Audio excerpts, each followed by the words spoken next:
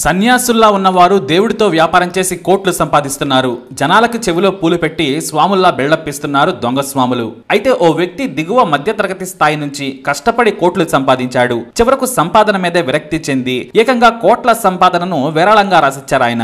కొడుకు భవిష్యత్తును కూడా పట్టించుకోకుండా ఏకంగా డబ్బు అనే లోకం నుంచి బయటపడి ఆయన ముక్తి మార్గానికి భక్తి మార్గాన్ని ఎంచుకున్నారు. ఈ లోకంలో మంచివారు మనశ్శాంతిని కోరుకునేవారు ఉంటారని మధ్యప్రదేశ్ కు చెందిన రాకేష్ సురునామాను చూస్తే అర్థమవుతోంది. ఆ బ్యూటిఫుల్ స్టోరీ ఏంటో చూద్దాం. మధ్యప్రదేశ్ లోని బాలాఘాట్ జిల్లా కేంద్రంలో రాకేష్ సురునా అనే వ్యాపారి ఉన్నారు. ఆయనకు 9 ఏళ్ల క్రితం లీనా అనే అమెరికా నుంచి వచ్చిన యువతితో పెళ్లయింది. అమెరికాలో ఎంఎస్ చేసి తిరిగి వచ్చారు లీనా. కానీ మంచి స్వభావం, భక్తి, సమాజం పట్ల బాధ్యత ఉన్న రాకేష్ ను చూసి ఆమె ఇష్టపడ్డారు. పెళ్లికి ముందు రాకేష్ ను చేసుకోవాలి అనుకోలేదు. అమెరికాలోని టాప్ యూనివర్సిటీలో పీజీ చేసిన లీనా జీవితం కొత్తగా కలర్ గా ఉండాలనుకుంది. కానీ దగ్గరి బంధువులకే చెందిన రాకేష్ ను పెళ్లి చేసుకుంటావా అని ఆమె తల్లిదండ్రులు కోరారు. పెళ్లి నాటికి వారికి పెద్దగా ఆస్తి ఏమీ లేదు. కానీ రాకేష్ తో మాట్లాడిన తరువాత ఆమె డబ్బు, అందం, హోదా ఏమీ చూడలేదు. మీ మాటలు నాకు స్ఫూర్తిగా ఉన్నాయి. జీవితంలో చనిపోయే వరకు కలిసి నీతో నడుస్తాను. నీ అభిప్రాయం తర్వాతే నా నిర్ణయం ఉంటుంది. ప్రతి నిర్ణయంలో నీ మాటకు విలువ ఇస్తాను. నాకు దైవభక్తి ఎక్కువ.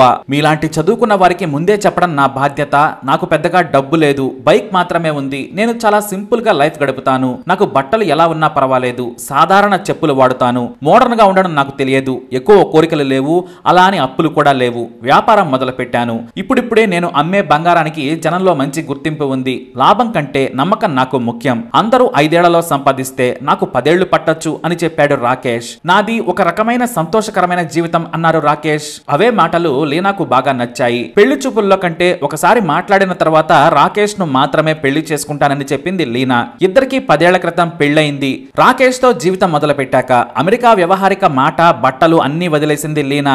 దేవుడి మార్గంలో సంతోషంగా బ్రతకాలనుకున్నారు. భక్తితో పూజలు చేయడం, దేవుడి కథలు చదవడం, నలుగురికి సాయం చేయడంలోనే తృప్తి చెందేవారు. అదే మార్గంలో లీనా కూడా వెళ్లారు. వారికి పెళ్లైన 2 ఏళ్లకు అమయ్ అనే కొడుకు పుట్టాడు. అయితే ఆనాటికే వారి తల్లి దేవుడి మార్గంలోకి వెళ్లారు. అంటే సామాజిక జీవనానికి దూరంగా ఉన్నారు. ఆ టైంలోనే తాను కూడా సంపాదన వదిలేసి వెళ్ళాలి అనుకున్నారు. కానీ ఎదుగుతున్న కొడుకును చూసి ఆగిపోయారు. మరి దేవుడి మాయో లేదంటే సమాజంలో రాకేష్ తయారు చేసే లేదా అమ్మే బంగారంలో నాణ్యతకు గుర్తింపు వచ్చిందేమో కానీ వ్యాపారం ఒకేసారి ఆకాశాన్నంటేలా తాకింది. 2 నుంచి 5 బ్రాంచులు ఏర్పాటు చేశారు. కోట్లాది రూపాయలు అలా వచ్చి పడుతున్నాయి. వరుసగా 3 ఏళ్లు అసలు తిండి మీద ధ్యాస లేకుండా వ్యాపారం చేశారు రాకేష్. అలా కోట్లాది రూపాయలు సంపాదించారు. గతంలో కొని పక్కకు పెట్టిన భూముల విలువ ఆకాశాన్ని తాకింది. షాప్ పెట్టే నాటికి సైకిల్ ఉంది. పెళ్లి నాటికి పాత బైక్ మాత్రమే ఉంది. కానీ మెరుపు వేగంతో కోటీశ్వరుడయ్యారాయన.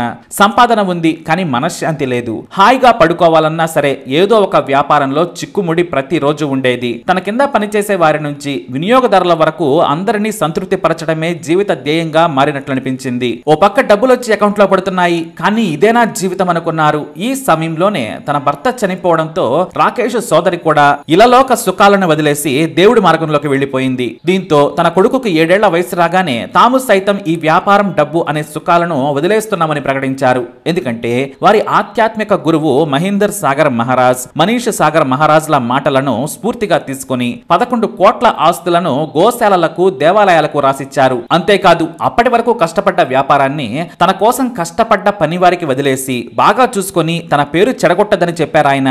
వ్యాపారంలోని లాభాల్లో కొంత బ్రతకడానికి తనకు ఇస్తే చాలు, మీ సుఖమే నాకు ముఖ్యమని నోటి మాటగా చెప్పి 1 కోటి రూపాయల బంగారాన్ని షాపులోనే వదిలేసి ఇంటికి కారులో వచ్చేశారు రాకేష్. తమ గురువు ముందే ఈ లోక సుఖ జీవితాన్ని వదులుకుంటున్నాను. దేవుడి సేవలో నా భార్య, కొడుకు సేద తీరుతామని ప్రకటించారు రాకేష్. కోటీశ్వరుడు, పైగా తమ కాలనీలో ఏ పేదవాడికైనా సరే కష్టం వచ్చిందంటే 2 లక్షలైనా సరే చేతిలో అలా ఇచ్చేసేవారు ఆయన. వారు తిరిగి ఇస్తే తీసుకోవడమే కానీ అడగడం మాత్రం రాకేష్ కు తెలియదు. డబ్బేం చేసుకుంటాం, నాది మంచితనం అనుకుంటున్నాను. అవతల వ్యక్తి మంచితనంతో తిరిగి ఇస్తే నేను మరో 2కి సాయం చేస్తాను, అంతే తప్ప నా జీవితంలో మార్పు రాదని తన బంధువులకు చెప్పేవారు ఆయన.